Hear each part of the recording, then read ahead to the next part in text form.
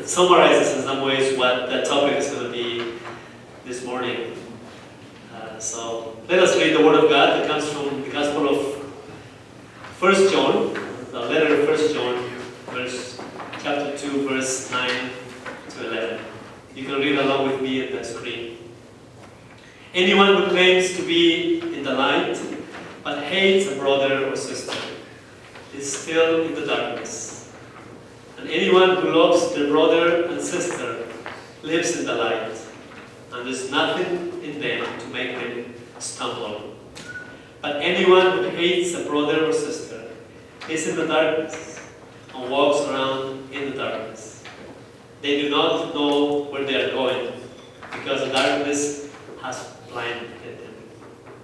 Friends, this is the word of the Lord. Thanks be to God. Let us pray. Almighty God, open our hearts and our minds so together we can reflect on what this word means for us this morning. But also as Christians, that we can testify to your love, that we can be a light, and we can infuse and share the love in our communities, in our country, especially this 4th of July when we reflect and celebrate the independence of this wonderful country. Guide us and be with us. For in Jesus' name we pray. Amen. So a few weeks ago I was talking to some of the families, some of the people, and somebody mentioned to me, Pastor Noe, why don't I have a several suggestion for you. And she said, what's that? Preach on hatred. And I said, well, if I just preach about hatred, that would be just too narrow and too negative.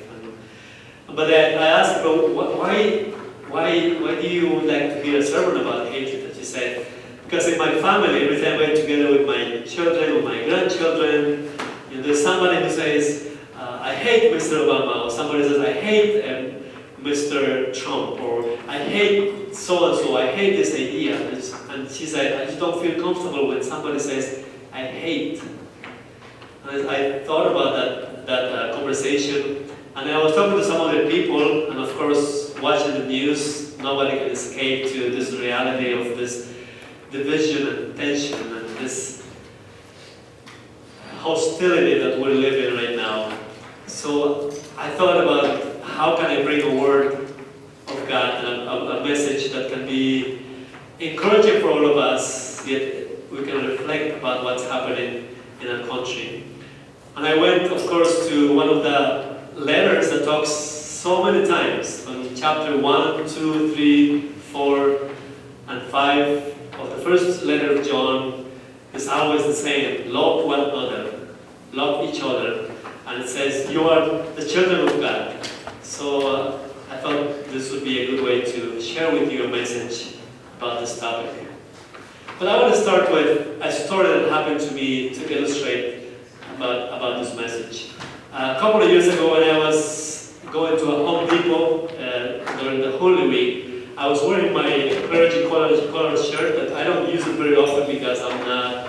It's very formal, and you see usually Episcopal preachers or Catholic priests wearing the collar shirt. But nevertheless, because it was Good Friday and I was wearing that, so I went to a Home Depot store, and to my surprise, everybody was so nice to me. Like they were opening the door, and they were saying, "Good afternoon, Father," and I was looking for a nail or something, and they walked me into it, and they showed me, and then the person when I was paying for the nails said, I would like to give you a special discount, or just the treatment was so beyond what I experience in everyday life when I'm in my t-shirt or my shirt.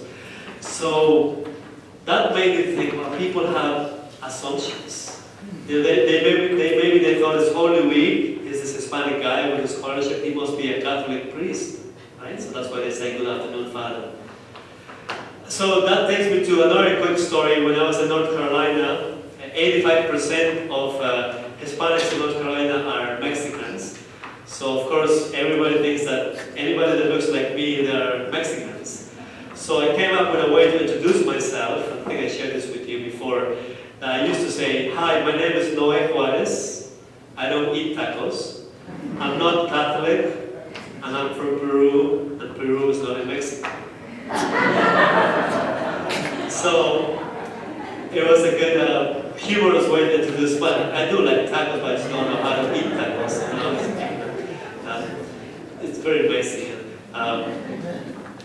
But again, just people just think that because a certain person looks a certain way, then they may be from just from one country, and it's a topic I think for all of us to reflect. How are our assumptions of people? When we see somebody who is dressing up in a certain way, or talks a certain way, or looks a certain way, do we have assumptions? Well, in the first century, where the first John has been written as a letter, people also had assumptions. The first generation of Christians have passed, and this is the second generation of Christians. And the first John has been written probably in the years 90, 95, pretty close to the end of the first century, which meant that there were different communities of second generation Christians who had different understandings of Christianity and faith. Believe it or not, but Christians at that time had disagreements, unlike us, right? And one of those disagreements was a disagreement about who was Jesus. Was Jesus 100% human? Was Jesus 100% God? And there was a group of Christians called the Christian Gnostics, who for the first century, second century, and third century, for 3 centuries, they spread a message of Christian Gnostics. And Gnosticism basically means the idea that our bodies are evil and that our souls are good. So if that's true, then they thought, or they spread the message that Jesus didn't have a real body. They thought that Jesus had an angelic body, because if Jesus had a true body, then it meant that Jesus was sinful, or was part of the bad nature of humanity. So that split brought a lot of disagreements all the way to the 3rd century, and First John is addressing to that issue. And that topic got to the Christians all the way to actually have strong disagreements, to even hate each other. That's why this Bible verse says, anyone who claims to be in the light but hates a brother or sister is still in the darkness. So that brings us a reflection for us today. We have also a lot of disagreements. As humans, as Christians, we have different opinions. But how is our heart before God and before other people? Are we lovingly, kindly disagreeing to each other, or are we in the point that we actually get to the point of hating other people because we have a disagreement? These days we might have some topics like, what does it mean that the Bible is the Word of God? When we say that Jesus is the way, the truth, and the life, are we excluding other people? Can the stories of creation and theories of evolution be reconciled? Can it be both true? What does the Bible say about other people who are different than us? And the question, and maybe we can participate a little bit in this question, because there were a lot of conversation after the first service. Is hate something that we learn? Is it something that we are born with? Let's open up for, anybody would like to venture an answer? Is hate something that we learn? Or is it something that we are born with? Was it both? We learn?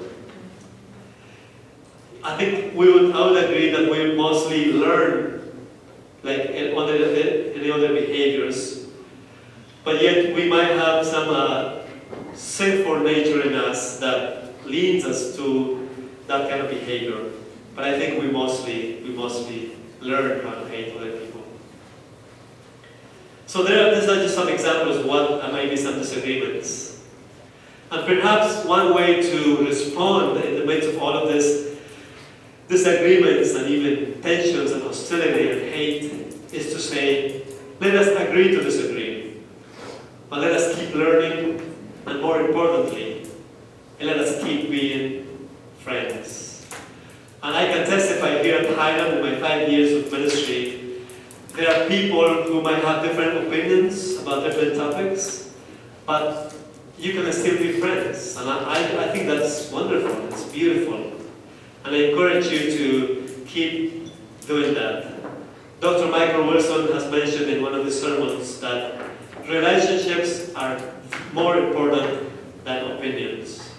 You know, maybe we can win arguments, we can lose arguments about different topics, but our relationships, when we know each other, when we share our stories, when we tell the last day to people, when we hear their stories of the journey, that is more important than the actual disagreements or arguments.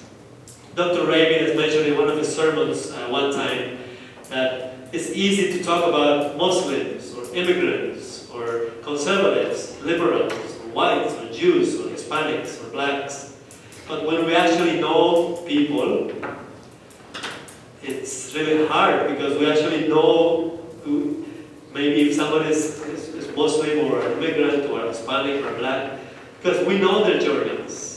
So I think it's very important to think about that. Instead of just talking about how those liberals or those conservatives or those Muslims and so forth, you know, do we know these people? I want to invite you this morning to keep learning about other people's stories, other people's lives. Not just their first names or not just their category, but actually spend time with them for coffee, for lunch, or just engage in conversations with people who might be different than you, or people who might have different opinions than you. And I think one of the things that we're seeing in this country and in this 4th of July, I would like to think about is that people don't talk with each other anymore. People talk over other people, or talk to other people, or people don't know each other anymore. We have this fragment of groups of people, right? Even in our neighborhoods, we might have we just talk with people that might think like us, but we don't really engage in conversations anymore. And I think in a church, we have an opportunity to be friends, to be brothers and sisters in Jesus Christ, and to overcome all this hostility, all these tensions through the journeys of people.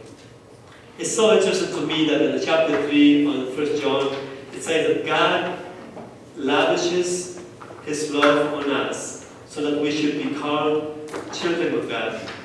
You know, we don't use that word anymore, but lavish means pouring generously or extravagant love. And I just picture God just pouring His love into us. But sometimes we just don't see it, or we block that love of God.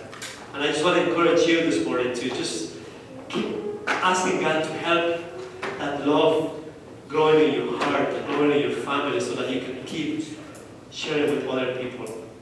I think that is the best way to fight or to overcome hostility.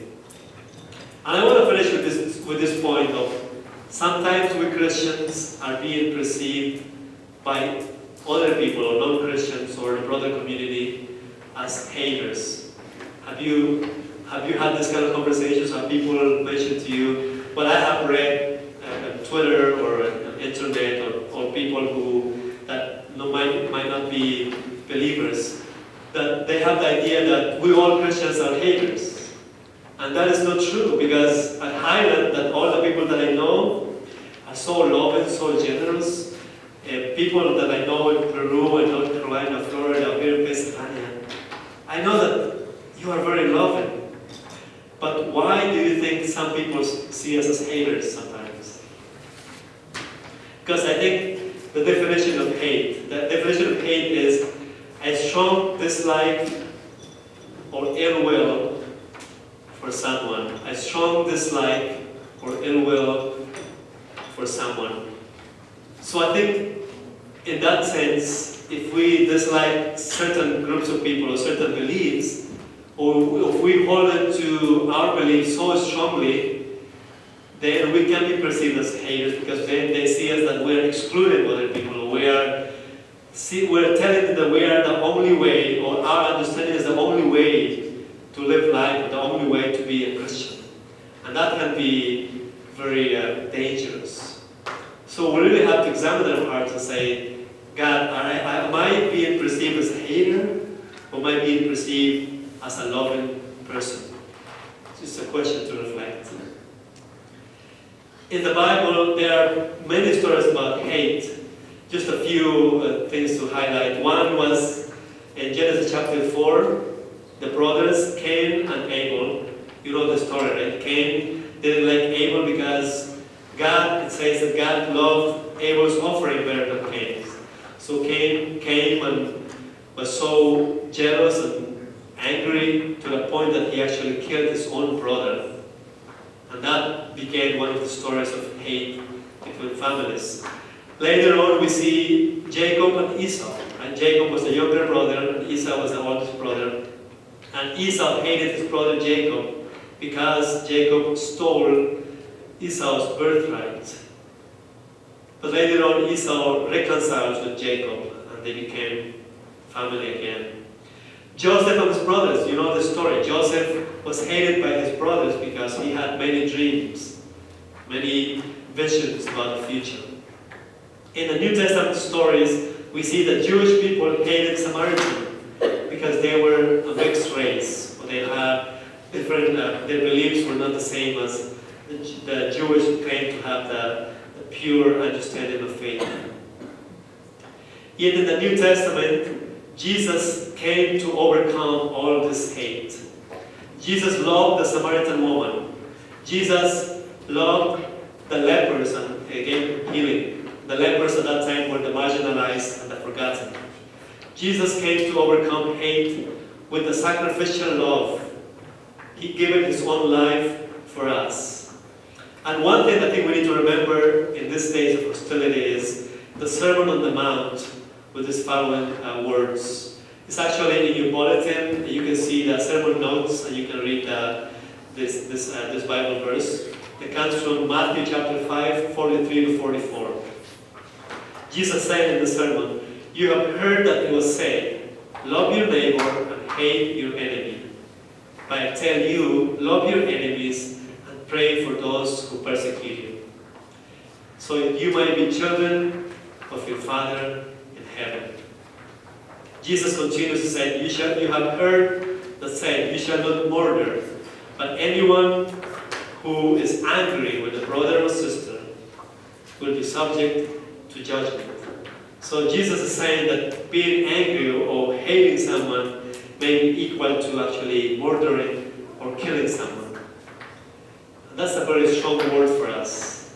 And 1 John, I think, is telling us the same thing. It's saying anyone who hates a brother, who has this strong dislike of ill will from other people, might be living in darkness.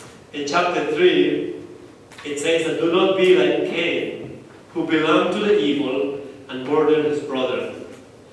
And then chapter 3:15, in John 1 John chapter 3:15, it says, anyone who hates a brother or sister is a murderer. And you know that the murderer has eternal life, has no eternal life residing in him and her. Friends, these are strong words. I just want to reflect with you together. How is our heart before God and before other people? Are we angry at other people? Sometimes when we get passionate about different topics, do we actually begin to have this strong dislike and to actually hate other people? I will close with a story.